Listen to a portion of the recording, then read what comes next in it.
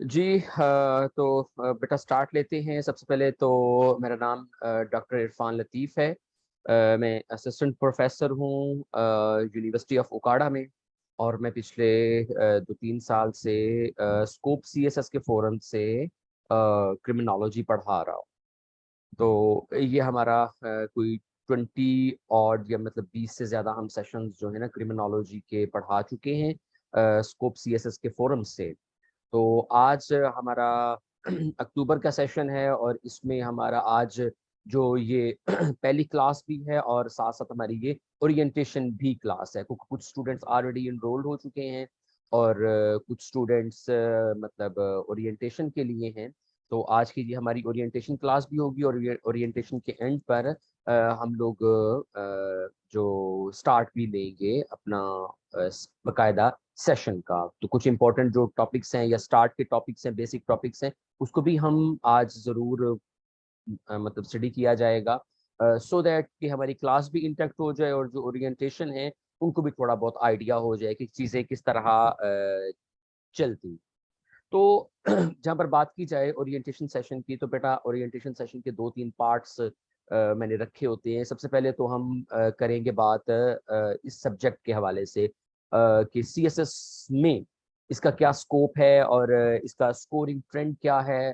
फिर हम सिलेबस का एनालिसिस किया जाएगा, कौन-कौन से एरियाज पर फोकस किया जाएगा, ठीक है? और उसके बाद हम जाएँगे कि हमारा स्टडी का पैटर्न क्या होगा, कि हम ये जो 12 क्लासेस हैं इसमें क्या चीज़ें किस तरह पढ़ी जाएँगी, नोट्स वगैरह के हवाले से। और फिर आप लोगों के क्वेश्चंस होंगे, ठीक है? आप लोगों के क्वेश्चंस इस क्लास के रेलेवेंट भी होंगे और अगर कुछ स्टूडेंट्स कुछ सब्जेक्ट्स में कन्फ्यूज़्ड हैं, ठीक है? तो उस हवाले से भी मतलब मैक्सिमम आउटपुट या फीडबैक दिया जाएगा, ठीक है? और उसके बाद हम बाकायदा आगाज़ करेंगे अपने सेशन का।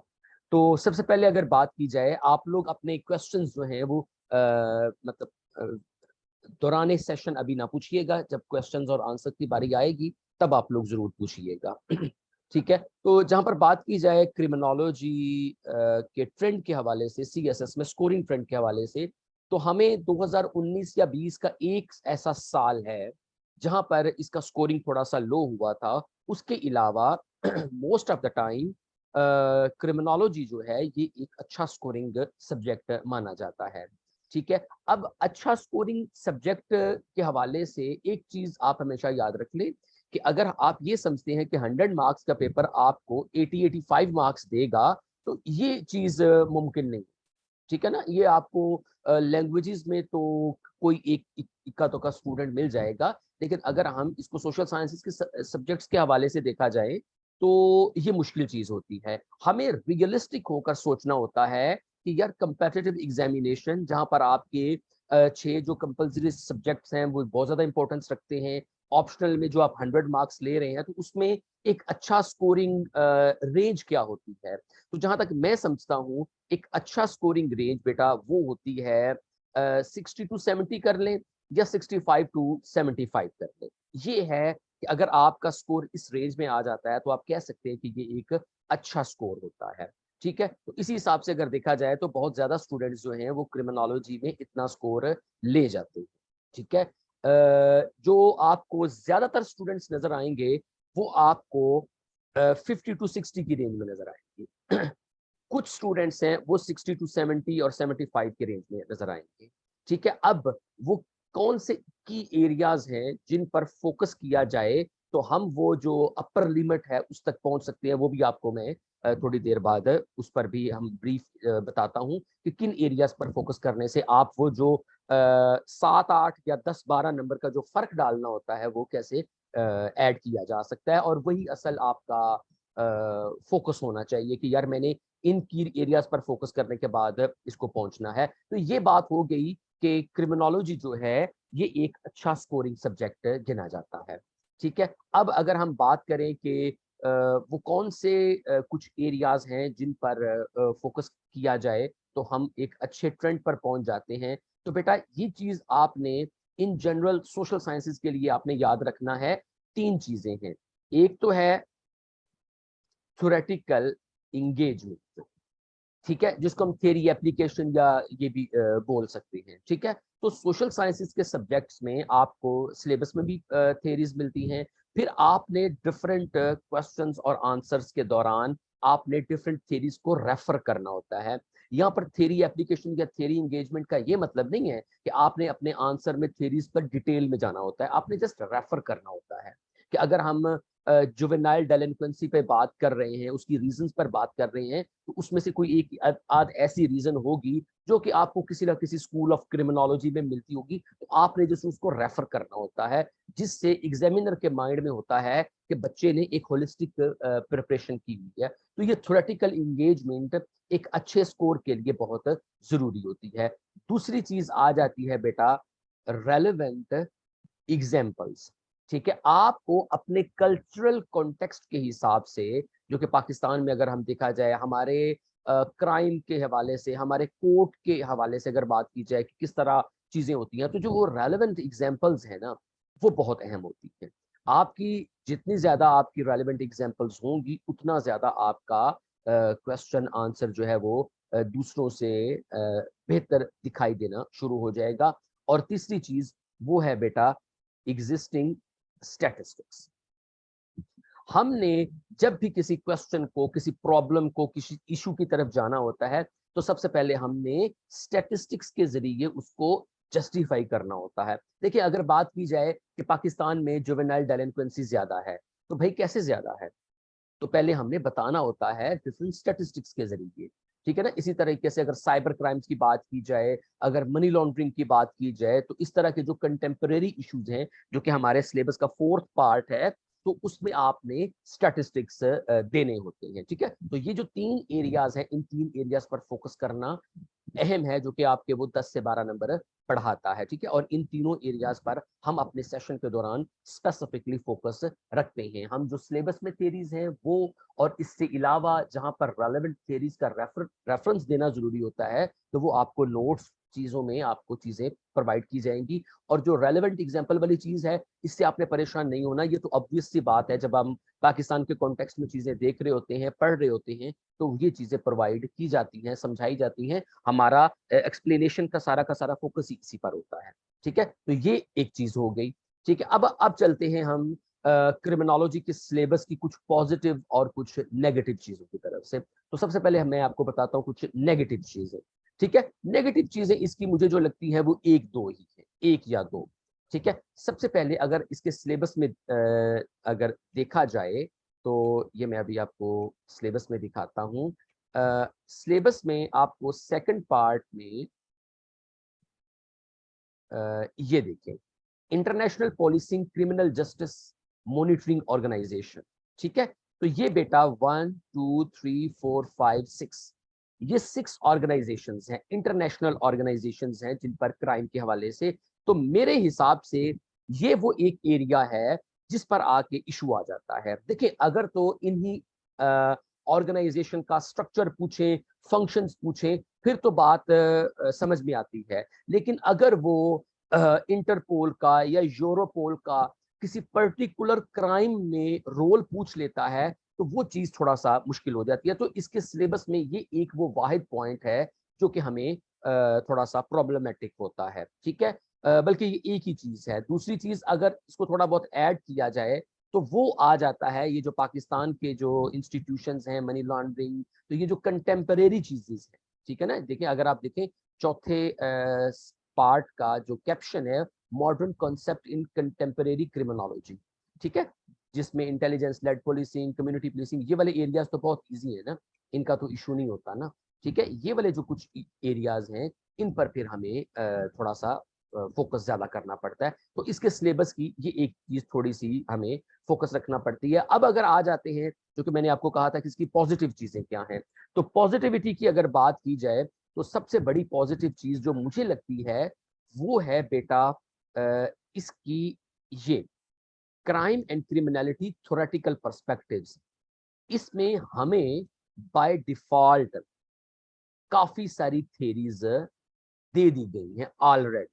तो हमें थ्योरेटिकल इंगेजमेंट के लिए जो एक्स्ट्रा चीजें पढ़ने की जरूरत हो, वो हमें नहीं पड़ती। हमें ऑलरेडी सिलेबस में चीजें प्रोवाइड की गई हैं और यही चीजें हमें डिफरेंट एरियाज के जब हम क्वेश्चंस देख रहे होंगे तब इनको फिट इन किया जाता है, तब इनको ऐड किया जाता है। ठीक है, एक तो ये इसकी खूबी होगी।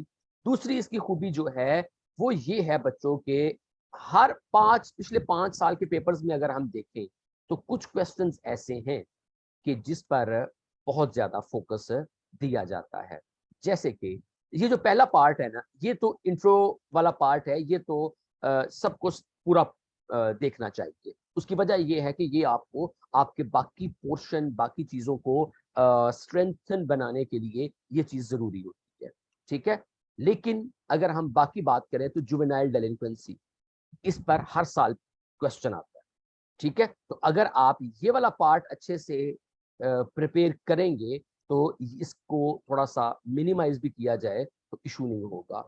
और इसी तरीके से हम जब इन्वेस्टिगेशन की बात करते हैं, ठीक है, तो ये प्रिंसिपल्स ऑफ क्रिमिनल इन्वेस्टिगेशन, ठीक है, ये भी हर दफा पूछा जाता है। तो इसके सिलेबस में कुछ ऐसे क्वेश्चंस, कुछ ऐसे एरियाज हैं कि अगर हम उन पर रिगरस एफर्ट करें और उसके हर पॉसिबल एंगल्स को देखकर हम अगर अटेम्प्ट करें तो हमें नुकसान नहीं होता। वो हम अगर जिसको मैं पर्सनली कंपेटिटिव लेवल पर रिकमेंड नहीं कभी किया, सिलेक्टिव स्टडीज के हवाले से। ठीक है, जाहिर है भाई कंपेटिटिव एग्जामिनेशन है, वो कहीं से कुछ भी चीज पूछ सकता है, तो सिलेक्टिव स्टडी नहीं करनी चाहिए। लेकिन क्रिमिनोलॉजी में आपके पास थोड़ा सा एक मार्जिन जरूर मौजूद होता है कि आप सिलेक्टिव कुछ एरियाज में से कुछ चीजों पर फोकस किया जा सकता है। तो ओवरऑल इसमें हमें पॉजिटिव चीजें ज्यादा मिलती हैं, स्कोरिंग ट्रेंड भी आपको अच्छा मिलता है। ठीक है, तो ये चीजें इसकी आ गई हैं, पॉजिटिव, नेगेटिव और ओवरऑल स्कोरिंग ट्रेंड। अब चलते हैं हमारे सेशन की तरफ। जैसे कि आप जानते हैं 5 वीक का सेशन है, इसमें हम पास्ट पेपर्स को भी पढ़ेंगे, आपको असाइनमेंट्स भी दी जाएंगी, वो आप जो स्टूडेंट्स करना चाहते हो, ठीक है, वो क्वेश्चंस भेजे जाएंगे, उसको इवेल्युएट किया जाता है। तो ये वाला पैटर्न मौजूद होता है। ठीक है, हम पढ़ेंगे 2 पैटर्न्स के तहत। कुछ हमारे पास स्लाइड्स होंगी, जैसे कि मैंने अभी स्क्रीन शेयर के थ्रू हमने वो किया था ना, आपको सिलेबस दिखाया था। इसी तरीके से हमारे पास स्लाइड्स होती हैं, स्लाइड्स में कुछ मटेरियल होता है, व्हाइट बोर्ड की ऑप्शन होती है जिसमें हम कुछ हेडिंग्स वगैरह और वो चीजें दी जाती हैं। और हर 2 क्लासेस के बाद, मतलब 2 क्लासेस है ना, सैटरडे संडे, दोनों क्लासेस के बाद या हर डे की क्लास के बाद आपको स्लाइड्स प्रोवाइड की जाएंगी और उन टॉपिक्स के हवाले से आपको आर्टिकल्स प्रोवाइड किए जाएंगे। और सेशन के एंड पर आपको एक माइक्रोसॉफ्ट वर्ड की फाइल या पीडीएफ की एक फाइल दी जाएगी जो कि 150-200 पेजेस पर होगी, जिसमें तमाम नोट्स, तमाम चीजें कंपाइल की होती हैं। और आप ये समझ लें कि हमारे सेशन की वो एक बुक होती है और वो हर सेशन के साथ अपग्रेड होती रहती है। ऐसा नहीं है कि वो पिछले साल या 2 साल पुरानी होगी। जैसे ही आपके सेशन में कुछ स्टूडेंट्स आइडियाज देते हैं, क्वेश्चंस पूछते हैं, उनको एड्रेस किया जाता है, तो वो चीजें भी लेटेस्ट नोट्स का हिस्सा बन जाती हैं। तो आपको नोट्स, बुक्स, मटेरियल, आर्टिकल्स, इस हवाले से परेशानी नहीं होगी। ठीक है, तो ये है हमारा सेशन का पैटर्न। एक बात हमेशा याद रख लें, ज्यादा फोकस हमारा समझने पे होगा। ठीक है, कंपेटिटिव लेवल, सोशल साइंसेस के सब्जेक्ट्स के हवाले से ये मैं बड़ी अहम बात बोलने लगा हूं जिस पर आपने ध्यान रखना है। वो बेटा जैसे 2 स्टेप्स होते हैं ना, स्टेप 1 है जी अंडरस्टैंडिंग एंड कंसेप्चुअल क्लैरिटी। भाई देखें, आपको जब कंसेप्चुअली एक चीज का पता चल जाता है, ठीक है, कि यार ये असल चीज क्या है, वो सबसे अहम बात है। और दूसरी चीज क्या होती है, सेल्फ राइटिंग। अब कंपेटिटिव लेवल का स्टूडेंट है, उसने एसए की करनी है तैयारी, उसने करंट अफेयर्स की तैयारी करनी है, उसने प्रेसी की तैयारी करनी है, तो आपकी सेल्फ राइटिंग का कंपोनेंट ऑलरेडी डिफरेंट सब्जेक्ट्स में एड्रेस हो रहा होता है। तो यहां पर जो चीज जरूरी है वो होती है कंसेप्चुअल क्लैरिटी एंड मटेरियल। आपको कंसेप्ट समझ में आ गया है, उसके रेलेवेंट मटेरियल आपने पढ़ लिया है, तो अब आप सेल्फ राइटिंग में ब्लाइंडली जाके बैठ जाएं और आप चीजें लिख सकते हैं। तो हमारे सेशन में फोकस कंसेप्चुअल क्लैरिटी, मटेरियल और इन चीजों पर ज्यादा होगा। ठीक है, ये बच्चों हमारे सेशन के पहले 2-3 पार्ट्स थे, उस पर थी। अब आई वुड लाइक कि आप लोग क्वेश्चंस पूछें, और क्वेश्चंस रेलेवेंट क्वेश्चंस पूछें, और आप जितने क्वेश्चंस भी पूछना चाहते हैं वो पूछें। जो लोग इनरोल हो चुके हैं वो तो 100% अपने सिलेक्शन के हवाले से क्लियर है, उनका इशू नहीं है। ठीक है, जो लोग इनरोल होना चाहते हैं वो बेटा मैक्सिमम चीजें, मैक्सिमम सवालात पूछ सकते हैं, ताकि वो जब सेशन में आए आज या कल, क्योंकि सुबह आपको पता है कि कल की क्लास में लिंक कंसर्न व्हाट्सएप ग्रुप में ही भेजा जाएगा। ठीक है, तो क्वेश्चंस पूछें आप, ताकि आप सेशन में आए तो आप बिल्कुल क्लैरिटी के साथ आए। जी बेटा, माइक ऑन करके भी क्वेश्चन पूछा जा सकता है और चैट में भी पूछा जा सकता है।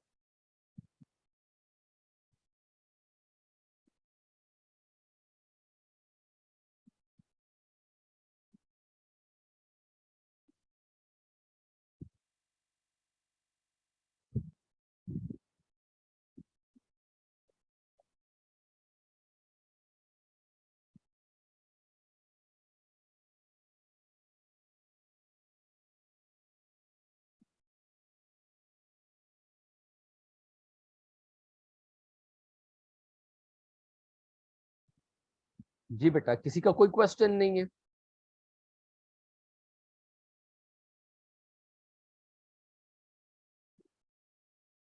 जी, पहला सवाल आया है कि जी क्रिमिनोलॉजी पढ़ने के लिए क्या लॉ का बैकग्राउंड होना जरूरी है? देखिए बेटा, एक बात आप जरूर याद रख लें कि क्रिमिनोलॉजी और लॉ, इन दोनों में फर्क है।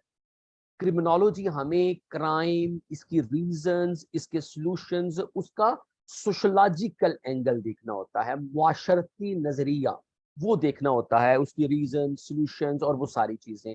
इसमें हमें लीगल नॉलेज, लॉज, सेक्शंस, उसका पोर्शन बहुत कम है। हम अगर सीएसएस के हवाले से देखें तो इसमें सिर्फ और सिर्फ जो कोर्ट प्रोसेसेस और उसमें एक आध जगह कुछ कंसर्न्ड सेक्शंस मौजूद हैं जिनको पढ़ना भी जरूरी नहीं है। अदरवाइज हम अगर थ्योरेटिकल एक्सप्लेनेशंस की बात करें तो उसमें नहीं है। अगर हम जुवेनाइल डेलिंक्वेंसी की बात करें उसमें हमारे लीगल कोड्स और वो चीजें नहीं है, तो लॉ का बैकग्राउंड होना जरूरी नहीं है।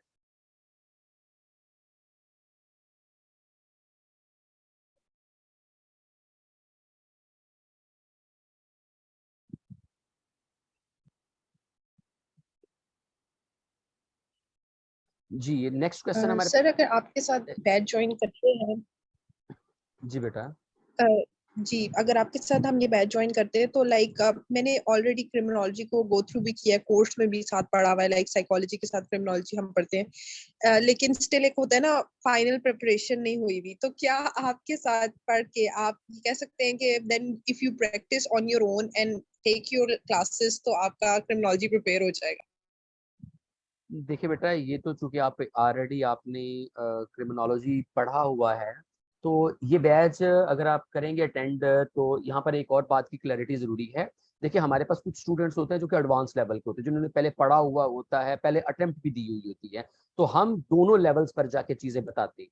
ठीक है, बेसिक लेवल पर भी जाकर और एडवांस लेवल पर भी जाकर।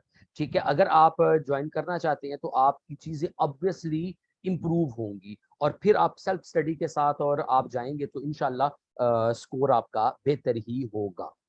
ठीक है, और एक सवाल आया है कि जी सर जी जी, कि स्टैटिस्टिक्स स्टैटिस्टिक्स भी आप बताएंगे, और जो पाकिस्तान की रेलेवेंस है, ये दो चीजें ऐसी होती हैं जो हम लोगों ने नहीं पढ़ी होती कोर्स के अंदर, जो हम मैं यूनिवर्सिटी में पढ़ते हैं। जी जी जी, वो ही बताई जाएंगी, वो जरूर बताई जाएंगी। मैक्सिमम स्टैटिस्टिक्स प्रोवाइड किए जाएंगे, लिंक्स भी प्रोवाइड किए जाएंगे एक्स्ट्रा स्टडी के हवाले से। ठीक है, यहाँ पर मैं तमाम बच्चों को एड्रेस करना चाहता हूँ। देखिए बेटा, ऑनलाइन क्लास 10 लेक्चर्स, 1.5 घंटे की क्लास, उसकी कुछ लिमिटेशन भी है।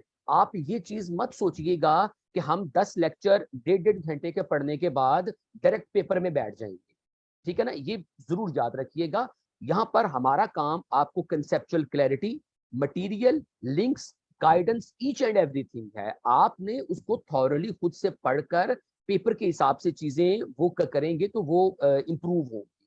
ठीक है, अगर आप ये समझते हैं कि 10 क्लासेस 12 क्लासेस यहाँ पर पढ़ के आप पेपर में जाएंगे तो वो मुश्किल हो जाएगा। आपको जो आपको लिंक्स भेजे जाएंगे, चीजें भेजी जाएंगी, उसको आपने थॉरली पढ़ना भी होता है। ठीक है ना। और सिग्निफिकेंस ऑफ एमसीक्यूज पार्ट। देखिए बेटा, एमसीक्यूज का पार्ट बहुत अहम होता है, क्योंकि वो 20 नंबर ऐसे होते हैं कि उसमें आप 18, 19, 20 भी ले सकते हैं। ठीक है, तो आपको एमसीक्यूज के हवाले से कुछ इंपॉर्टेंट स्टैटिस्टिक्स, ग्लॉसरीज चीजें जो हैं वो प्रोवाइड की जाएं। ठीक है, एक और सवाल था कि आप क्या जनरलाइज्ड वे में क्वेश्चंस पढ़ाएंगे या क्वेश्चन ओरिएंटेड। देखिए बेटा, हमारा सबसे पहला ऑब्जेक्टिव होता है कि हमने सिलेबस का मैक्सिमम पार्ट कवर करना है। ठीक है, मैक्सिमम सिलेबस को कवर करना है, और साथ साथ ही हमारे पास पास्ट पेपर्स का पैटर्न होता है, साथ साथ हम उनको भी इम्बेड करते जाते हैं कि बेटा ये हम टॉपिक पढ़ रहे हैं, ये फलां ईयर में सवाल आया था, फिर हम पास्ट पेपर का एक अलग से पार्ट भी पढ़ते हैं। तो इसमें दोनों चीजें आपकी एड्रेस हो जाती हैं, पूरा थॉरोली सिलेबस भी एड्रेस हो जाएगा और क्वेश्चन वाइज चीजें भी एड्रेस हो जाएंगी।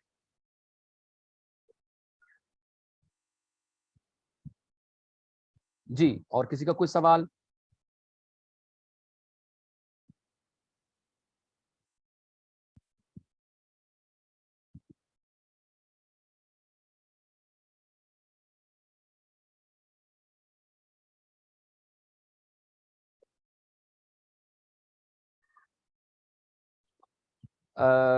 एक और मैसेज है कि हर लेक्चर इवेल्युएट भी करवाना। नहीं बेटा, नो इशू। आप जो स्टूडेंट्स इनरोल हो जाएंगे ना, उनको इनकरेज किया जाता है कि बेटा आप क्वेश्चन अटेम्प्ट करके मुझे भेजें। तो हम जो सवाल पढ़ते जाते हैं आप अटेम्प्ट करें। जो लोग एडवांस है, जैसे कि हादिया ने अभी किया है कि हम पहले पढ़ा हुआ है, वो आप साथ साथ पास पेपर्स खुद निकालें, जो पढ़ा है उसको अटेम्प्ट करें, मुझे भेजते जाएं। वो साथ साथ इवेल्युएट हो जाएगा। इसके लिए आपको एक्स्ट्रा फीस वगैरह देने की जरूरत नहीं होती। ठीक है, और ये बात आप याद रख लें, ये मेरा 20-22 सेशंस क्रिमिनोलॉजी, इतने ही सेशन जेंडर स्टडीज और इतनी ही सोशियोलॉजी, ये मेरा एक्सपीरियंस है कि मैं स्टूडेंट्स को कहता हूं कि बेटा क्वेश्चन अटेम्प्ट करके भेजें, क्वेश्चन अटेम्प्ट करके भेजें, लेकिन स्टूडेंट्स नहीं भेजते। ये चीज आप लोगों के एंड पर होती है, हमारी अवेलेबिलिटी होती है। हम चाहते हैं कि बच्चे सवाल अटेम्प्ट करें, हम उनको गाइडेंस दें और वो चीजें गो थ्रू हो जाए, उनकी करेक्शन हो जाए, इंप्रूवमेंट हो जाए। तो ये तो आप लोगों पर ही मुनहसर है, डिपेंड करता है कि आप किस तरह चीजें लिखते हैं और दिखाते हैं। ठीक है, तो ये आपको अभी से मैं कह रहा हूं कि आप सेशन जो ज्वाइन करना चाहते हैं कि वो आप करें, आपको अटेम्प्ट करें। बेटा हर मंथ सेशन स्टार्ट नहीं होता, ये हमारा अक्टूबर का सेशन है। ये जैसे कि 8 अक्टूबर से स्टार्ट हो रहा है, ये हमारा जाएगा 5 लेक्चर्स हैं तो मेरे ख्याल 20 नवंबर की रेंज में जाएगा। उसके बाद फिर हम जो अनाउंस करेंगे फिर दिसंबर में। ठीक है, तो हर महीने नहीं, मतलब 1-1.5 महीना तो सेशन चल रहा होता है, फिर एक आध वीक का हम गैप देते हैं, फिर हमारा नेक्स्ट सेशन स्टार्ट होता है। जी, और किसी का कोई क्वेश्चन? पूछते जाएं, मैक्सिमम चीजें अपनी अपनी बेटा करें, क्लियर करें।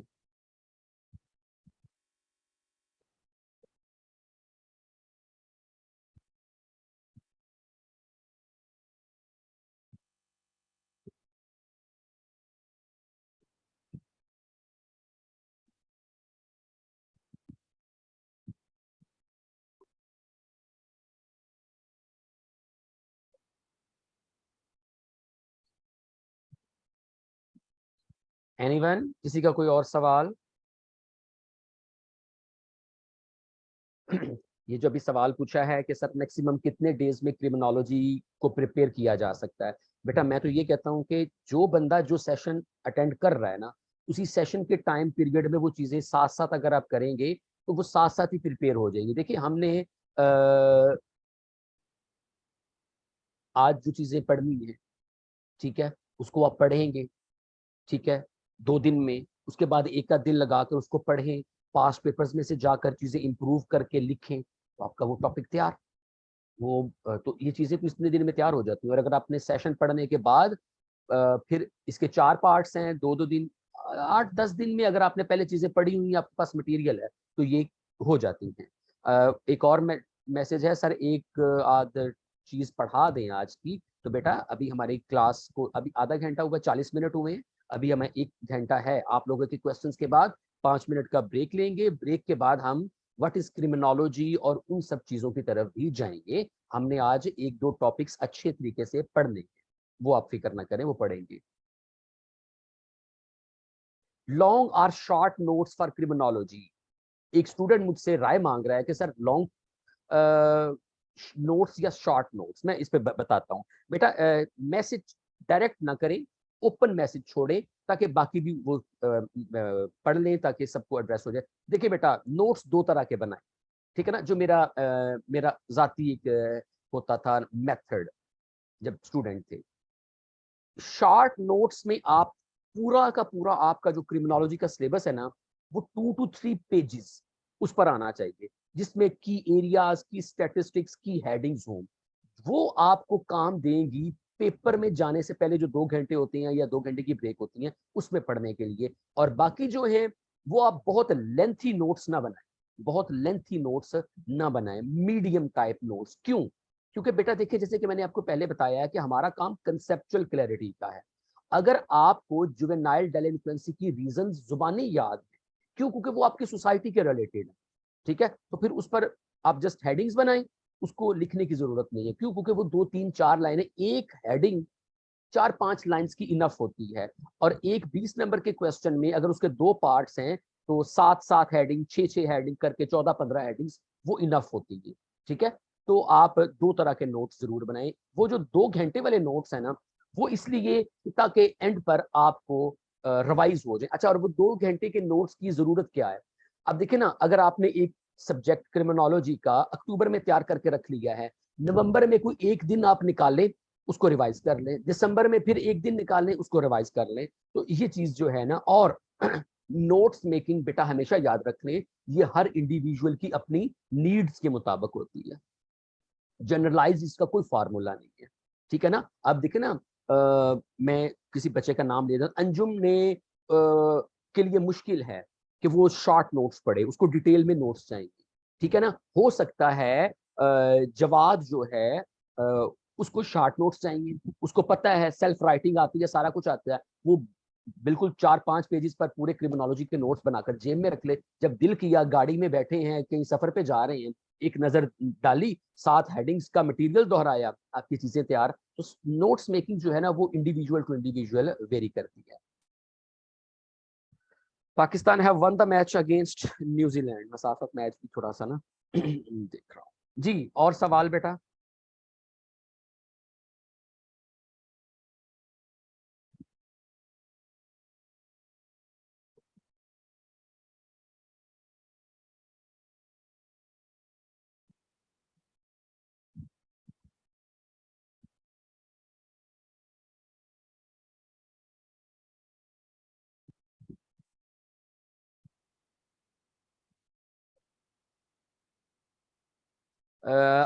लास्ट बेटा एक दो क्वेश्चंस, उसके बाद हम 2 4 मिनट का ब्रेक लेते हैं, और ब्रेक के बाद हम स्टार्ट लेते हैं जी, क्रिमिनोलॉजी क्या है।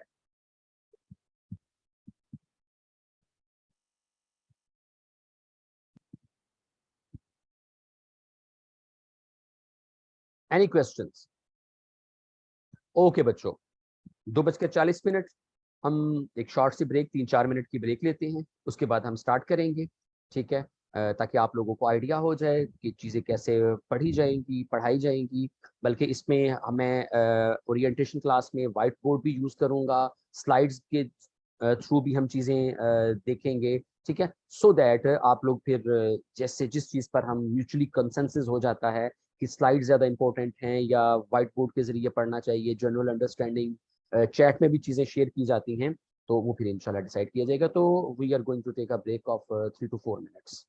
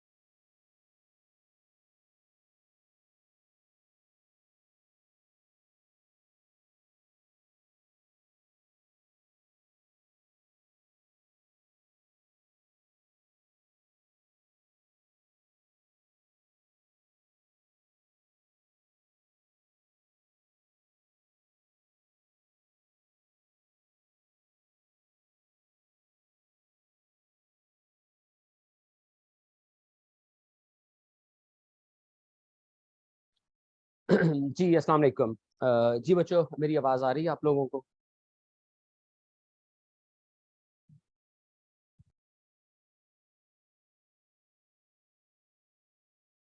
जी।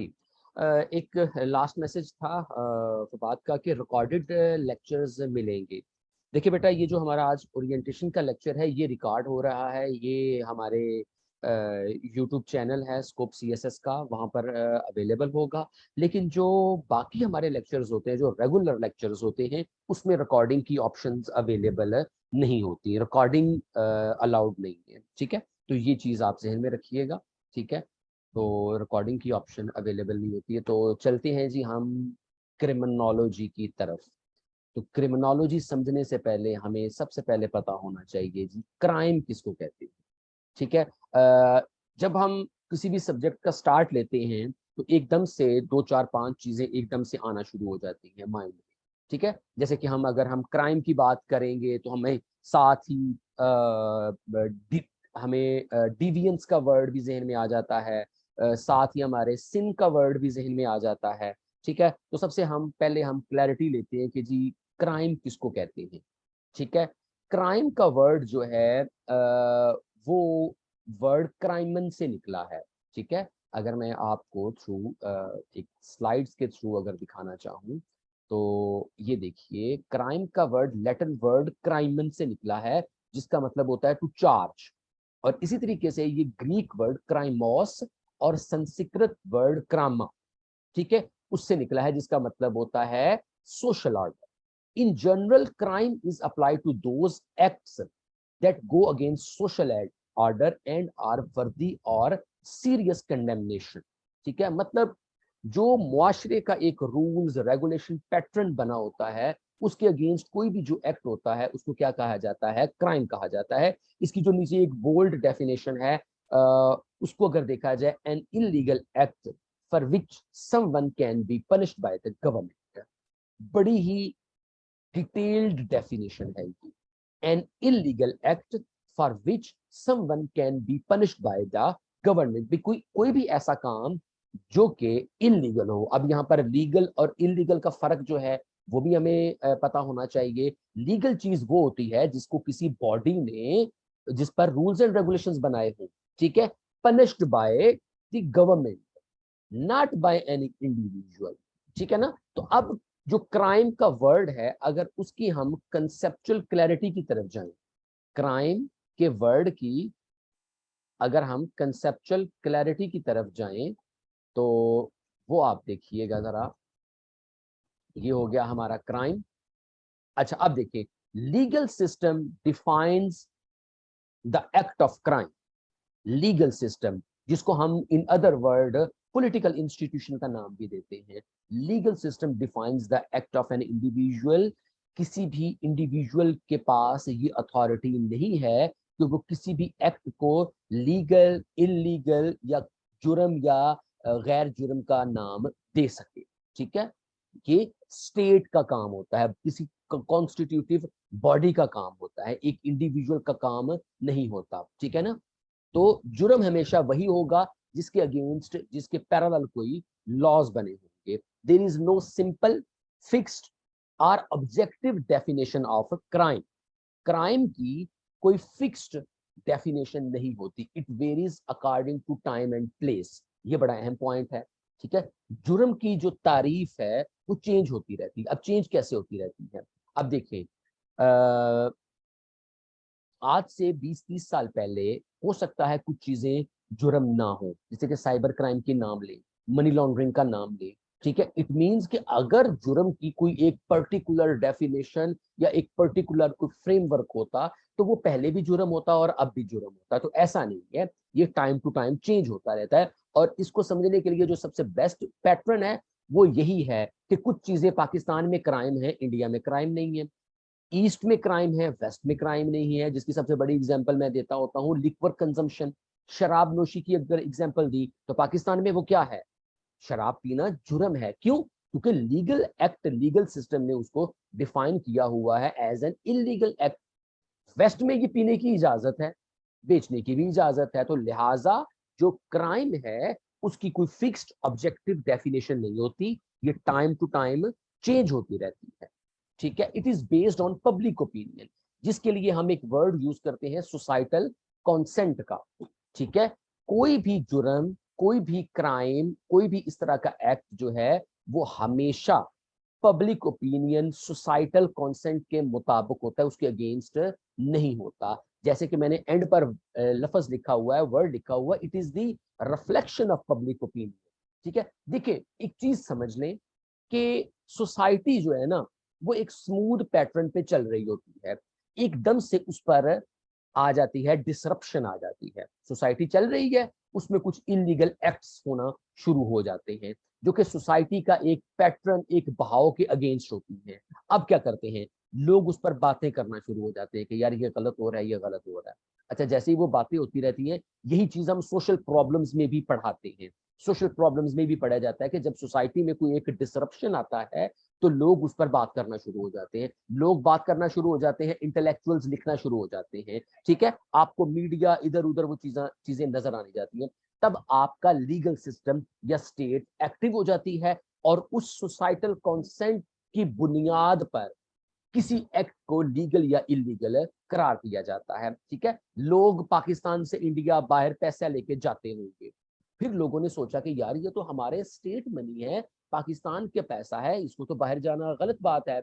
लोग बातें करना शुरू हो जाते हैं, फिर इंटेलेक्चुअल्स लिखते हैं, फिर उस पर रिसर्च होती है, बातचीत होती है, फिर स्टेट कहती है कि नहीं भी पाकिस्तान से बाहर पैसा आप नहीं लेके जा सकते। मैं मनी लॉन्ड्रिंग की एग्जांपल दे रहा हूँ, ठीक है। इस तरह करके नई चीजें जो हैं उन पर लीगल एक्ट्स, लीगल चीजें बनना शुरू हो जाती हैं। तो हमेशा याद रख लें, क्राइम उसकी डेफिनेशन वो हमेशा सोसाइटल कंसेंट पर बेस्ड होती है। And last, laws are always backed by sanctions. Sanctions कहते हैं पनिशमेंट को।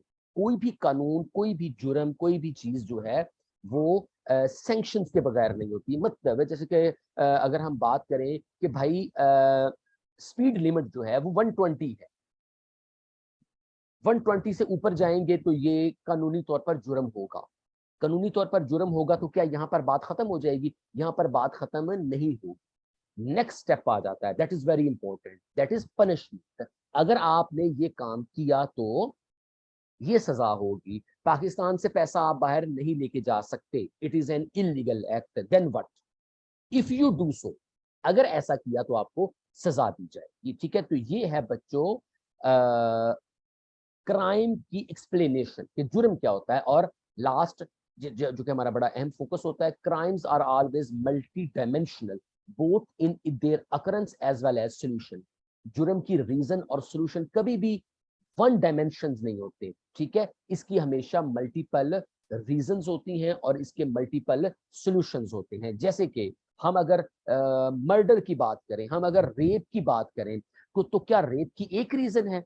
नहीं, there are multiple reasons, social, psychological, political and economic reasons of rapes. इसी तरीके से there are multiple social, economic and political solutions of controlling rape, ठीक है। तो जुर्म जो है वो एक ऐसी चीज है जो कि स्टेट की जिम्मेदारी है, ठीक है, सोसाइटल कंसेंट पर बेस्ड करती है, और हमेशा उसके साथ जब उसको इलीगल करार दिया जाता है तो उसको हम क्या कहते हैं, पनिशमेंट साथ जरूर दी जाती है, ठीक है। तो ये है हमारा फर्स्ट वेरी ब्रीफ स्टेप कि जुर्म क्या होता है। अब इसके साथ साथ कुछ और चीजें आएंगी और साथ हम पढ़ेंगे टाइप्स ऑफ क्राइम। वो तो हम मतलब डिटेल में टाइप्स ऑफ क्राइम्स और क्रिमिनल्स तो बाद में हम पढ़ेंगे, लेकिन उसके लेवल्स और बेसिक चीजें, थ्योरेटिकल लेवल तो वो बाद में आएगा, ठीक है। तो अब अगर हम इसको देखना चाहें तो ये इसके कुछ एंगल्स हैं। ये चीजें, कुछ चीजें होती हैं जो बिल्कुल ऐड की जाती हैं लेकिन पढ़ाने की जरूरत नहीं होती। Levels of crime on the basis of severity, ठीक है। क्राइम्स की टाइप्स वगैरह जैसे कि मैंने कहा है पहले भी, मतलब बाद में भी हम देख सकते हैं, ठीक है। लेकिन लेवल्स ऑफ क्राइम, क्राइम्स के 3 लेवल्स हैं। फेलनीज, ठीक है, felonies are punishable by 1 year or more in prison, ठीक है। In fact there are some states which impose the death penalties for certain types of felonies crime। मतलब जो most serious types of crimes होते हैं ना उसको हम felonies कहते हैं। यहाँ पर जो 1 year 7 years ये इनको आपने पढ़ने की जरूरत नहीं है। मतलब जो सीवियर क्राइम होते हैं उनको हम क्या नाम देते हैं? फेलनीज। अच्छा, ये वाली जो टर्म्स हैं ये आपसे पेपर में नहीं पूछे जाएंगी, ठीक है। ये चीजें आपको सिर्फ और सिर्फ जरूरत पड़नी है जब आपने अपनी राइटिंग एक्सप्रेशन बनाना है क्रिमिनोलॉजी का, तो तब आप सीरियस क्राइम के वर्ड की बजाय क्या लिखना पसंद किया जाएगा? फेलनीज। तो जो एग्जामिनर होगा उसको पता होगा कि भाई इस बच्चे को टाइप्स ऑफ क्राइम्स के साथ साथ उसकी सिवेरिटी और उसकी टेक्निकल टर्म्स का भी पता है। तो सीवियर क्राइम्स को हम क्या मेंशन करते हैं? फेलनीज, ठीक है। उसके बाद आ जाता है मिसडिमिनर्स, लेस सीरियस क्राइम, ठीक है। देखिए मर्डर, रेप, इस तरह की चीजें तो ऑब्वियसली ये मोस्ट सीरियस होते हैं। उसके बाद किसी के साथ लड़ाई करना, मार कुटाई, इसमें जो जिक्र किया जाता है चोरी करना, ठीक है। डाका मारना वो सीरियस में आ जाता है, चोरी करना वो लेस सीरियस में आ जाता है। तो इसको हम क्या नाम देते हैं? मिसडिमिनर्स। और तीसरा लेवल हमारे पास क्या आ जाता है? इन्फ्रैक्शंस या वायलेशन, मतलब ट्रैफिक का सिग्नल तोड़ देना, ठीक है। जैसे कि ये कोविड के दिनों में वो जो लॉकडाउन लगा था, लॉकडाउन की खिलाफ वर्जी करना, ये चीजें क्या होती हैं? इनको हम वायलेशंस कहते हैं, इन्फ्रैक्शंस कहते हैं। तो क्राइम जो है उनकी 3 टाइप्स होती हैं on the basis of their severity, ठीक है। तो इसके अलावा नेक्स्ट स्टेप पर हमारे पास आ जाता है एक और अहम चीज जिसको हम सिन, वाइस और टॉर्ट का नाम देते हैं। और साथ ही ये मैं एक दफा आपको स्लाइड दिखा देता हूं, फिर मैं आपको समझाता हूं सिन, वाइस एंड टॉर्ट। अच्छा, अब मुझे आपने थोड़ा सा, मैं आपसे को भी इंटरेक्टिव सेशन बनाने के लिए मैं आपसे पूछता हूं। देखिए सिन क्या होता है, क्राइम क्या होता है, डिवियंस क्या होता है, वाइस क्या होता है, इसके बारे में आपकी कोई राय है, आपकी कुछ अंडरस्टैंडिंग है, तो वो आप मुझे बताएं कि आप क्या कहते हैं इसमें। एनीवन चैट में कोई लिखना चाहता है या कोई? सिन रिलीजन के पर्सपेक्टिव में होता है, ठीक हो गया। क्राइम सोशल है, यहां पर एक थोड़ा सा फर्क आएगा, क्राइम सोशल है या लीगल है, मैं आपको बताता हूं। चले, नो आई वुड लाइक कि मैं थोड़ा सा व्हाइट बोर्ड की तरफ जाऊं। देखिए बच्चों, हमारे पास एक चीज आ गई, सॉरी, क्राइम। क्राइम क्या है? इसके आगे हमें लिखना पड़ता है, ये है लीगल। मतलब जब हम लॉज की खिलाफ वर्जी की बात करेंगे, लॉज की खिलाफ वर्जी की बात करेंगे, तो वो आ जाता है लीगल। अगर हम सिन की बात करेंगे, ठीक है। एक्चुअली व्हाइट बोर्ड थोड़ा सा यूज करना थोड़ा सा मुश्किल होता है, तो अलाइनमेंट के हवाले से तो सिन आ जाएगा बच्चों, जैसे कि आप लोगों ने कहा, रिलीजन की खिलाफ वर्जी। मतलब लीगल कोड्स की खिलाफ वर्जी क्या कहलाती है? क्राइम। और शरीयत या रिलीजन के कोड्स की खिलाफ वर्जी क्या कहलाएगी? सिन कहलाएगी। और तीसरा जो एक और चीज आएगी जिसको अभी हमने नाम देते हैं डिवियंस, ये है बेसिकली सोशल नॉर्म्स की खिलाफ वर्जी, ठीक है। ये 3 हैं बुनियादी चीजें। अब इसमें 2 चीजें मैंने अभी आपको नहीं बताई, एक टॉर्ट है और एक वाइस है। देखिए, जिस चीज को स्टेट ने गलत कहा हुआ है उसकी अगर खिलाफ वर्जी करेंगे तो वो क्या कहलाएगा? क्राइम कहलाएगा। जिस चीज को रिलीजन ने, खुदा ने, किसी भी मजहब ने गलत कहा होगा वो क्या कहलाएगा? सिन कहलाएगा। और एक सोसाइटी का पैटर्न भी तो होता है ना, सोशल नॉर्म्स की जिसको हम बात करते हैं उसको हम डिवियंस कहते हैं। देखिए नॉर्म्स का वर्ड मैं आपको इसमें समझाना जरूरी है। नॉर्म्स को हम कहते हैं, सोशियोलॉजी का कुछ स्टूडेंट है तो वो बेहतर से समझ लेगा, रूटीन बिहेवियर या एक्सपेक्टेड बिहेवियर, ये 2 पैटर्न्स हमेशा याद रखने जब भी नॉर्म्स को एक्सप्लेन करना हो। देखिए आप लोग क्लासरूम में बैठे हैं, एक स्टूडेंट और आता है, नॉर्म क्या कहती है कि वो टीचर से इजाजत लेकर दरवाजे के थ्रू आएगा या वो खिड़की तोड़ के अंदर आ जाएगा। नॉर्म ये कहती है कि वो टीचर से परमिशन लेकर दरवाजे के थ्रू आएगा। अब अगर वो ऐसा नहीं करता तो उसका ये एक्ट सिन कहलाएगा, क्राइम कहलाएगा या डिवियंस कहलाएगा? उसका ये एक्ट डिवियंस कहलाएगा। गली मोहल्ले में से गुजरते हुए, ये पाकिस्तानी कॉन्टेक्स्ट में बड़ी ट्रू है, किसी बुजुर्ग को सलाम बुलाना, अगर कोई बच्चा नहीं बुलाता तो ये क्या है? ये सिन है? ये सिन नहीं है। ये क्राइम है? ये क्राइम भी नहीं है। क्यों? क्योंकि उसको लीगल प्रोटेक्शन नहीं है। हाँ, ये डिवियंस में होता है। ठीक है, तो इस चीज को हम क्या कहते हैं? सिन, क्राइम। अच्छा, अब आ जाते हैं हम नेक्स्ट दो चीजें। ठीक है, एक है जी टॉर्ट, TORT, टॉर्ट। टॉर्ट को कहा जाता है कंपनसेटेबल, ऐसी चीजें जिनको क्या किया जा सके,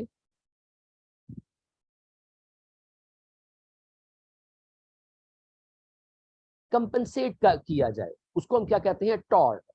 अब देखें, टेक्निकली रेप को कंपनसेट नहीं किया जा सकता, मर्डर को भी कंपनसेट नहीं किया जा सकता, अगर चाहे इस्लाम में वो दियत और वो वाले मामलात हैं, लेकिन ये कंपनसेट नहीं किया जा सकता। टॉर्ट के लिए जो सबसे बेसिक चीज जो आपको समझाने की जरूरत है वो यार एक एक दो सिंगर्स का आपस में एक मामला हुआ था, अली जफर और मीशा शफी का, डिफेमेशन वाला। ठीक है ना, जिसमें हम एक वर्ड यूज करते हैं, हर जाने का दावा, इसने मेरी इज्जत को हरफ डाला है, उसको कंपनसेट किया जाए, तो ये चीज किस में आ जाएगी? टॉर्ट में आएगी। ठीक है, और नेक्स्ट एक चीज है जिसको हम कहते हैं वाइस। वाइस हम कहते हैं विक्ट या इमोरल एक्ट।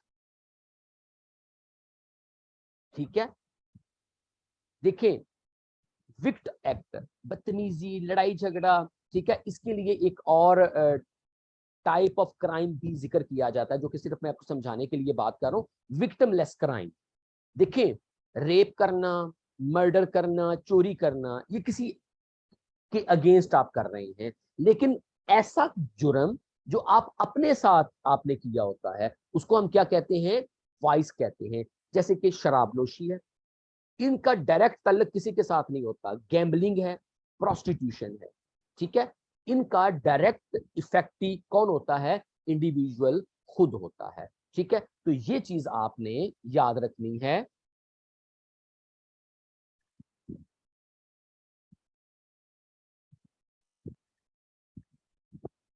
जी बिल्कुल, तूबा ने कहा है जी, कॉपीराइट वाले जो पेनल्टी वगैरह डालते हैं वो टॉर्ट में आता है। बिल्कुल, वो टॉर्ट में आता है। ठीक है, एक और बात याद रख ले, टॉर्ट भी बेसिकली क्राइम ही होता है।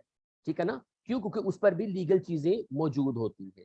ठीक है, तो ये है बच्चों सिन, वाइस, टॉर्ट और डिवियंस। जब आप किसी कानून की खिलाफ वर्जी करेंगे तो वो क्या कहलाएगा? क्राइम कहलाएगा। जब आप रिलीजियस चीजों को के पर्सपेक्टिव में देखेंगे तब आपको उस चीज को कहा जाएगा, सिन कहा जाएगा।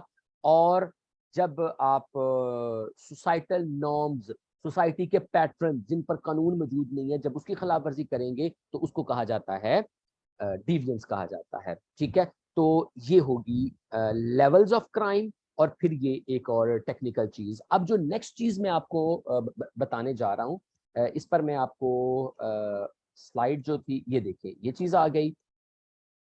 नेक्स्ट एक और टाइप आ जाती है, ये सिलेबस में मौजूद नहीं है, कॉग्निजेबल और नॉन कॉग्निजेबल ऑफेंस या क्राइम। ठीक है, लेकिन एक दफा किसी पेपर में पूछा गया था तो मुझे स्टूडेंट ने कहा सर ये भी बता दें, तो जब उस स्टूडेंट ने पूछा तो फिर मैंने इसको अपने सेशन का पार्ट बना दिया। और चूंकि ये टेक्निकल वर्ड्स हैं, cognizable and non cognizable offence जो हैं, ये टेक्निकल टर्म है जो कि लीगल पर्सपेक्टिव में यूज किए जाते हैं, इसलिए इनका पढ़ना, इनका समझना जरूरी होता है। ठीक है, तो अब अगर हम बात करें कॉग्निजेबल और नॉन कॉग्निजेबल की बात करें, तो बेटा वो जो सीरियस और लेस सीरियस वाला जो पर्सपेक्टिव है ना, उसको अपने जहन में रखें। ऐसा क्राइम जो कि सीरियस होता है उसको हम क्या कहते हैं, कॉग्निजेबल, और जो लेस सीरियस होता है वो नॉन कॉग्निजेबल। ठीक है, और टेक्निकली कॉग्निजेबल जो होता है उसकी बेल नहीं होती, और जो नॉन कॉग्निजेबल है वो बेलेबल होता है, क्योंकि वो सीरियस है, वो नॉन सीरियस है। ये आप एक लेमैन की अंडरस्टैंडिंग में आपको बताता हूं। जैसे मैं आपको स्लाइड दिखाऊंगा तो वो उसमें एक आध सेक्शंस हैं, एफआईआर वगैरह का टर्म आपको पता है एफआईआर क्या होती है? एनीवन? एफआईआर जिसको हम क्राइम में, लीगल सिस्टम में बहुत ज्यादा अहमियत देते हैं, एफआईआर।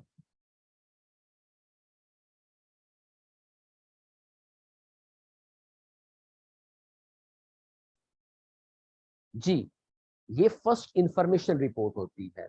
जब भी किसी के साथ कोई जुर्म होता है ना, तो वो डायरेक्टली पुलिस स्टेशन में जाएगा, ठीक है, और वो एफआईआर फर्स्ट, सर मेरे साथ ये जुर्म हुआ है, इन लोगों ने देखा है, तो उसको हम कहते हैं फर्स्ट इंफॉर्मेशन रिपोर्ट। ठीक है, तो अब अगर हम बात करें कॉग्निजेबल और नॉन कॉग्निजेबल की, ठीक है, तो इसको आप छोड़ें, आप इसको देखिए। It is the offence in which a police officer can arrest the convict without a warrant, क्योंकि सीरियस क्राइम होता है, कॉग्निजेबल सीरियस क्राइम होता है, तो भाई आपको फौरन पकड़ा जा सकता है, अदालती वारंट की जरूरत नहीं होती। ठीक है, it is defined in section 2C of the criminal procedure code 1973। ये वाली वो चीज थी जिसमें अभी किसी बच्चे ने सवाल पूछा था कि जी हमें लीगल नॉलेज कितना होना चाहिए, आप ये चीज छोड़ भी सकते हैं। और लास्ट क्या है जी, the police officer is bound to register the FIR even without the permission of magistrate. देखे ना, मेरे हमारे एरिया में किसी का मर्डर हुआ है, ठीक है, वो क्या ऑफेंस है, वो कॉग्निजेबल ऑफेंस है, और वो हमारा फेलनीज में आएगा। अब पुलिस ऑफिसर जो है, आप पुलिस स्टेशन में जाएंगे ना, वो आपसे अदालत का नोटिफिकेशन नहीं मांगेगा, वो फौरन उसका एफआईआर दर्ज करेगा और उसकी बेल नहीं होती। और इसके राइट कॉलम में आपको जो नजर आ रहा है, it is the offence in which police officer can not arrest a person, मतलब अंजुम जो है वो जाकर अदालत में पुलिस में कहता है जी इरफान साहब ने मुझे एक चेक दिया है 5 लाख का जो कि बैंक में कैश नहीं हुआ, ठीक है, तो इरफान साहब के अगेंस्ट केस दर्ज किया जाए, तो ये लेस सीरियस क्राइम है। ठीक है, इसके लिए अदालत से वो क्या होता है, वारंट लाना जरूरी होता है, और ये बेलेबल होती है, ये चीजें, ये लेस सीरियस ऑफेंस होते हैं। ठीक है, तो ये भी एक टाइपोलॉजी है क्राइम। ठीक है, ले बच्चों यहां तक हमारा बेटा अगेन मैं कह रहा हूं बेटा, क्वेश्चन जो है ना वो आप डायरेक्ट मैसेज में कम किया करें, क्योंकि वो फिर मुझे क्वेश्चन भी दोहराना पड़ता है। क्या बाकी क्राइम के लिए अदालत का नोटिस मांगते हैं? देखिए बेटा, एक चीज होती है प्रैक्टिकल और एक चीज होती है थ्योरेटिकल। थ्योरेटिकली बाकी क्राइम्स के लिए अदालत का वारंट जरूरी होता है, मतलब अगर अभी कोई पुलिस वाला आए और हमारे घर को सर्च करना चाहे, ठीक है, जिसको सर्च एंड सीजर का नाम देते हैं, वो ये भी हमारा टॉपिक है, तो मैं उससे क्या कहूंगा, मैं उससे कहूंगा भाई अदालत का वारंट दिखाओ, ऐसे आप नहीं मेरे घर में आ सके। लेकिन प्रैक्टिकली क्या होता है, ऐसा होता है हमारे यहाँ पुलिस कल्चर, जैसे ही हम आगे डिटेल में जाएंगे तो थ्योरेटिकल चीजें और हैं, प्रैक्टिकल चीजें और होती हैं। अच्छा ओके, ये ठीक हो गया बेटा, सिर्फ डायरेक्ट मैसेज होता है। चलिए खैर, चूंकि आज ओरिएंटेशन सेशन है, जब हम रेगुलर क्लास में जाएंगे ना, तो फिर ये चूंकि मैं फिर एडमिन भी हुआ करूंगा, आज भी हूँ वैसे, तो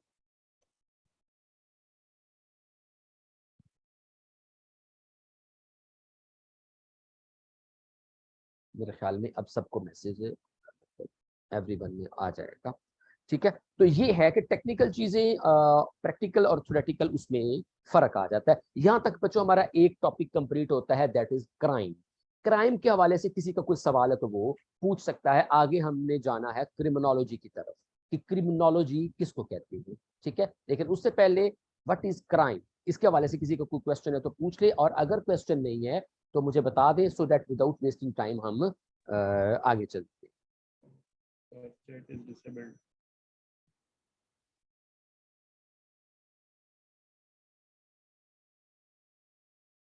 ओके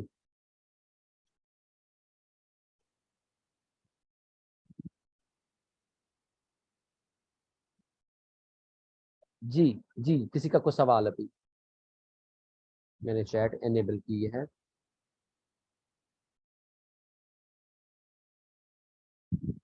सर कॉग्निजेबल ऑफेंसेस की जो बात है वो ये नहीं होगी कि जो आप की अंडरस्टैंडिंग या विद इन वो आपकी कहते हैं मेंटल कैपेबिलिटी होते हुए आपने की है, जानते बूझते क्राइम करना और ना जानते बूझते क्राइम करना काइंड ऑफ थिंग, इनकॉग्निजेबल या कॉग्निजेबल, या ये सिर्फ इसी चीज से है कि जो बड़ा क्राइम है वो कॉग्निजेबल है और जिसके लिए आपको वारंट ऑफ अरेस्ट चाहिए वो इनकॉग्निजेबल? देखिए, बुनियादी तौर पर तो यही चीज आ जाती है, लेकिन आप जो कह रहे हैं ना, ये तो फिर जब हम थ्योरेटिकल पर्सपेक्टिव्स की बात करते हैं ना, ये उस चीज में आती है। और ये फिर कोर्ट में जब बात होती है ना, तो ये बड़ी अहम चीज हो जाती है।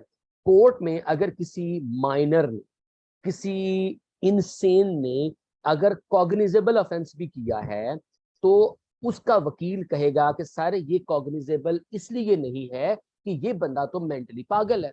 ठीक है, तो वहां पर जाकर डिबेट्स होती हैं और जुडिशरी या जो जजेस की डिस्क्रिप्शन है फिर उस पर आ जाता है। ठीक है, तो फिर जो सेक्शंस लगते हैं एफआईआर में, जैसे कि मर्डर पे तो 302 है, तो अगर वो नॉन कॉग्निजेंट में आ जाएगा तो वो फिर जाहिर है उसको फिर अदालत की डिस्क्रिप्शन ये यहाँ पर आती है। वरना जो बुनियादी तौर पर तो जो सीरियस क्राइम है उसको हम कॉग्निजेबल कहते हैं, और नॉन कॉग्निजेबल मेंटल स्टेट की बात इसमें नहीं आती। वो तो जब हम क्रिमिनोलॉजिकल पर्सपेक्टिव पे जाएंगे फिर हम पढ़ेंगे इन चीजों को।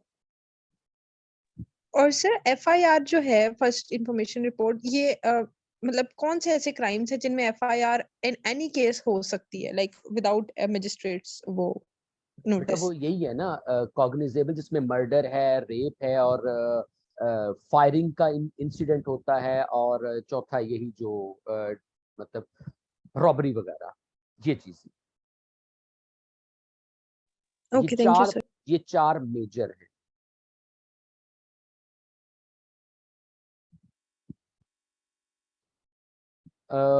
क्रिमिनोलॉजी की कॉन्सेप्ट्स के हवाले से चीजें जो हैं वो बेटा इंशाल्लाह आई विल प्रोवाइड।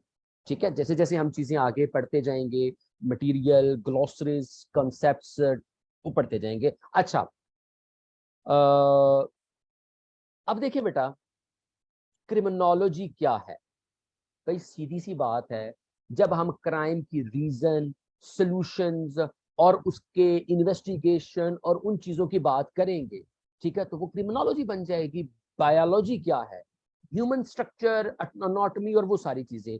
जैसे हर सब्जेक्ट की एक पर्टिकुलर डोमेन होती है, वैसे क्रिमिनोलॉजी की भी यही डोमेन है। अब अगर हम इसकी डेफिनेशन की बात करें, क्रिमिनोलॉजी की डेफिनेशन की बात करें, ठीक है, तो अगेन ये literally means the study of crime. Criminology का literal meaning study of crime है।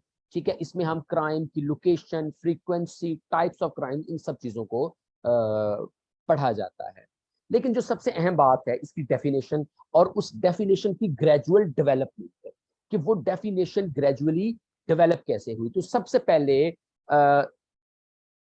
बेहतरीन क्रिमिनोलॉजिस्ट, सोशोलॉजिस्ट सदरलैंड, जो कि क्रिमिनोलॉजी का फादर भी माना जाता है, उसने क्या कहा था? Criminology is the body of knowledge regarding crime as a social phenomena. एक छोटी सी स्टेटमेंट और एक बड़ी ब्रॉडर चीज, कि जब हम क्राइम को, जुर्म को सोसाइटी के पर्सपेक्टिव में पढ़ते हैं तो उसको हम क्या करते हैं? क्रिमिनोलॉजी कहते हैं। और यहाँ पर अगेन वही बात, इसमें लॉज और लीगल पर्सपेक्टिव का ताल्लुक कम होता है। नंबर 2, एलियट ने क्या कहा था? Criminology may be defined as the scientific study of crime and treatment. अब इसने रीजन और सॉल्यूशन की बात कर दी। जैसे जैसे हम आगे आगे आते जाएंगे उसी चीज को एक्सपेंड किया जा रहा है। पहले ने तो सिंपल अब्स्ट्रैक्ट वर्ड में कह दिया कि जब क्राइम एक सोशल फिनोमेना होता है तो उसको हम क्रिमिनोलॉजी कहते हैं, और सेकंड लेवल पर उसने कहा जी क्राइम की रीजंस और सॉल्यूशंस थे। ठीक है, डी आर टाफ ने इसको मजीद एक्सप्लेन किया। Criminology is the study which includes all the subject matter necessary to understanding and prevention of crimes. यहां तक तो इसकी बात एलियट के साथ मैच कर गई। आगे क्या? Together with the punishment and treatment of delinquent and criminals. उसकी पनिशमेंट, और जो डेलिंक्वेंट है जिसने जुर्म किया है उसकी कुछ मेंटल इश्यूज भी हो सकते हैं, उसके कुछ और इश्यूज भी हो सकते हैं, उसकी ट्रीटमेंट। तो ये क्रिमिनोलॉजी का स्कोप बढ़ रहा है। पहले हम क्रिमिनोलॉजी को सिर्फ जुर्म की रीजंस पर देखते थे, फिर हमने उसको रीजंस के साथ सॉल्यूशंस की तरफ जाना शुरू हो गए, फिर हमने उसका स्कोप बढ़ाते हुए हुए नॉट ओनली मुजरम but also other stakeholders उस पर भी लेके जाना शुरू हो गए। तो ये है इसकी डेफिनेशन। डेफिनेशंस तो खैर आपने खुद से पढ़नी होती हैं, आपको और भी काफी ज्यादा मिल जाएंगी। ठीक है, नेक्स्ट हमारा आ जाता है जी कॉजेज ऑफ क्राइम। ये इसका स्कोप है। ठीक है, आज के लिए मेरे ख्याल में हम इतना ही रखते हैं। ठीक है, इसके स्कोप पर हम बात करेंगे कल। वैसे तो स्कोप इसका बड़ा इजी होता है, लेकिन इसको हम स्कोप को हम इंशाल्लाह बच्चों पढ़ेंगे कल। आज की क्लास के हवाले से और कोई सवाल, कोई मैं चाहता हूं कि चीजें, कुछ स्टूडेंट्स बाद में आए हैं एक दो। ठीक है, तो इन चीजों के हवाले से आप I would like your feedback finally. सबसे पहले तो अगर किसी का कोई क्वेश्चन है तो वो पूछ सकता है बेटा।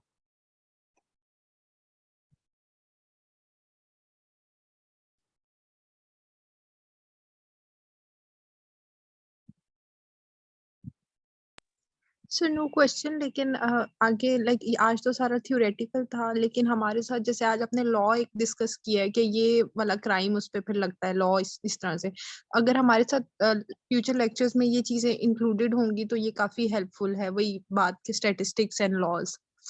तो जी थैंक यू सो मच, आपने इंशाल्लाह काफी अच्छा बता-। जहां पर जहां पर लीगल कोड्स की जरूरत होगी ना, वो जरूर ऐड किए जाएंगे। ठीक है, और स्लाइड्स जो हैं वो बिल्कुल बेटा, लेकिन आज वाली स्लाइड्स नहीं शेयर की जाएंगी। क्यों? क्योंकि अभी बच्चों ने इनरोल होना है। तो पहले 2 लेक्चर्स की स्लाइड्स कल शाम को क्लास के बाद शेयर की जाएगी, और कल क्लास का जो लेक्चर है उसका जो लिंक है वो कंसर्न व्हाट्सएप ग्रुप में शेयर किया जाएगा, and you have to enrol before that. ठीक है, ये मैं वाहिद खान साहब जो हमारे कोऑर्डिनेटर हैं, उनका नंबर शेयर कर रहा हूँ। तो कल की क्लास से पहले इनसे कांटेक्ट करके आप इनरोल हो सकते हैं। ठीक है,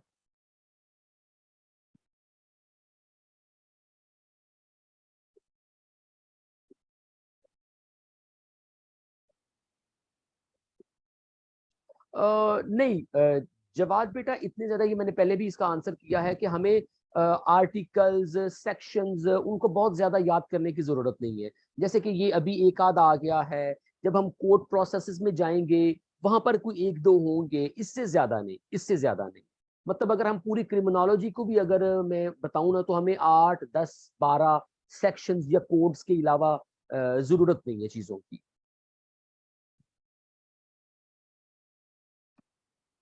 जी, और किसी का कोई बेटा सवाल?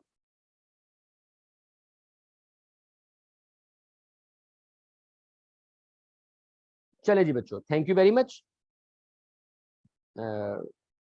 और 4 बजे, आज ही 4 बजे हमारा जेंडर स्टडीज का भी ओरिएंटेशन सेशन है, उसकी भी पहली क्लास है। और जेंडर और क्रिमिनोलॉजी दोनों में काफी सिमिलैरिटीज कह लें या सपोर्टिव चीजें होती है। ठीक है, तो वो भी आप लोगों के लिए हेल्पफुल हो सकता है। ठीक है, तो 4 बजे वो भी सेशन आप अटेंड करने की कोशिश कीजिएगा मैक्सिमम स्टूडेंट्स।